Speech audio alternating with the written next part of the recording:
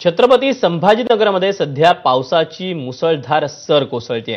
त्यातच जिल्ह्यातील जनजीवन विस्कळीत झाले। पावसाचा जोर वाढल्याने जायकवाडी धरणाचे सर्व दरवाजे उघडण्यात आले। त्यामुळे सर्वदूर पूर परिस्थिती निर्माण झाली। जिल्ह्यातील हजारो एकर शेती पाण्याखाली गेली तर अनेक ठिकाणी घरं आणि इमारतीही पाण्याखाली गेल्यात। जिल्ह्यातील वाळूज एमआयडीसीलाही पुराचा फटका बसलाय। एमआयडीसीतील रस्ताही पाण्याखाली गेला।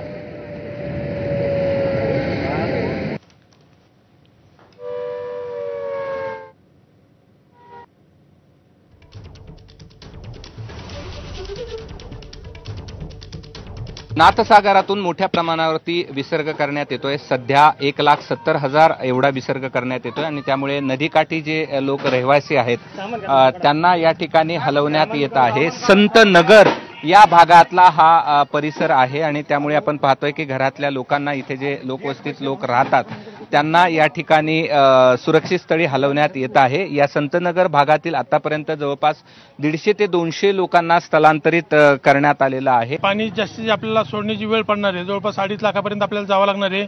त्या दृष्टिकोनातून एक सतर्कता म्हणून नगर परिषद असेल, सर्व प्रशासन, महसूल असेल, आम्ही सर्व या ठिकाणी नागरिकाला आवाहन केलं आणि नाथ हायस्कूल असेल, आर्य चाणक्य शाळा असेल, हॉटेल असतील, धर्मशाळा असतील, त्या ठिकाणी या लोकांचं आम्ही आज स्थलांतर करत आहोत। किती लोक आहेत नदीकाठी?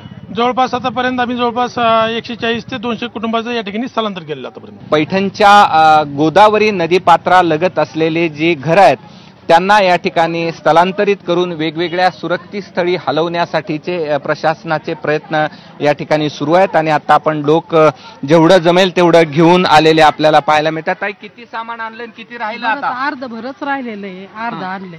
अर्ध आणलंय। आणि कुठं जाणार आहेत आता? हे काही इथं ठेवू